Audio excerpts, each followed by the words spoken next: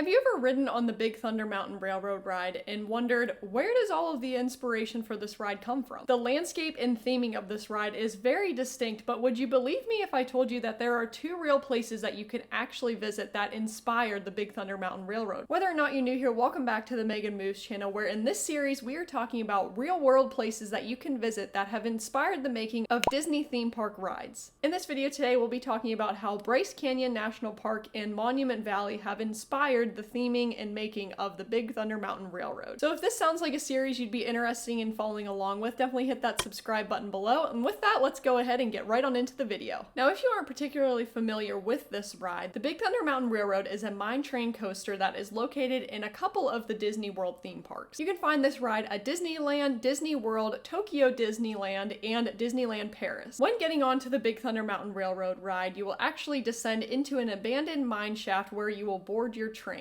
As you get onto the ride, the engine speeds up and you ride along a rickety track. While on the ride, you will swoop around bends, drop into canyons, and ride through mysterious ghost towns. When looking at the Big Thunder Mountain Railroad ride, you'll definitely notice that the landscape and colors of the ride are very distinct. Now, the Disneyland version of the Big Thunder Mountain Railroad is actually based on the hoodoo rock structures located in Bryce Canyon National Park in Utah, but the Walt Disney World, Tokyo, and Paris location of the Disney World theme parks are actually based on the rock structures located in Monument Valley in Arizona. But now that we know the two locations that have inspired this well-known attraction, let's go ahead and dig into a little bit of what you can expect to see and do while visiting those areas. And the first location we will talk about here is Bryce Canyon National Park. And the park is most well known for its colorful spire-shaped rock formations known as hoodoos. It doesn't take long to notice that this park has a very unique geology. You may be wondering how these rock formations were created in the first place, and it was due to the erosional power of both frost and rainwater. Upon visiting the park, you'll want to visit Old Bryce Town. Here you can start your visit similar to the way that you would be starting the ride. Hopping into this town definitely looks like you are hopping right into the queue for Big Thunder Mountain Railroad. The town definitely gives off the spirit of the West and resembles the architecture for the attraction. To get a really good look at where the inspiration for this ride came from, you can take the Bryce Canyon Scenic Drive, where there are multiple lookout points. One of the lookout points in particular that you can stop at is called Rainbow Point. Here you can get a look at the dramatic landscape that may look a little bit familiar to that of the Big Thunder Mountain Railroad ride. One of the more well-known features of the ride is definitely the tall spire that sits in the middle of the ride, which you can definitely see resembles the hoodoos from the national park. The nice thing about the variety of lookout points that there are on this scenic drive is that at each of the lookout points you get a different perspective of the dramatic landscape of the park. If you enjoy hiking and are interested in getting up close to these rock structures, you can take the Navajo Trail, where you'll be able to wind down and around the towering hoodoos. The color and vast size of the park makes it both humbling and awe-inspiring, which makes it worth a visit.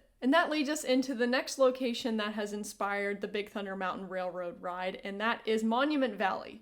Where Bryce Canyon's rock structures are very close and clustered together, it appears that Monument Valley is more vast and spread out. In the Navajo language, this valley is known as the Valley of Rocks. When entering into the valley, the view may give you a little sense of deja vu. Just before entering into the valley, you'll see the famous view that has appeared in numerous movies such as Forrest Gump. And when visiting there, I can guarantee you that I would be taking some sort of artsy picture to remember the experience by. Now, when visiting the valley, it is completely free to drive through the valley, but the best way to see the valley is actually by horseback ride. When traveling by car, you are actually restricted to certain roads, but if you are able to get a guided Navajo tour, you can see a little bit more of the area and hear a little bit more about the history. I would definitely be interested in doing some type of guided horseback tour through the area, but another neat thing that you can see while on one of these guided tours is a rock slab that has real dinosaur footprints. Personally, I think that would be something truly amazing to be able to see in person. Another neat way to see the area is by an aerial plane tour. As far as lodging goes, there are hotels in the area that you can stay at, but camping is also another interesting option that you have available. The one amazing thing about Monument Valley is that there's very little light pollution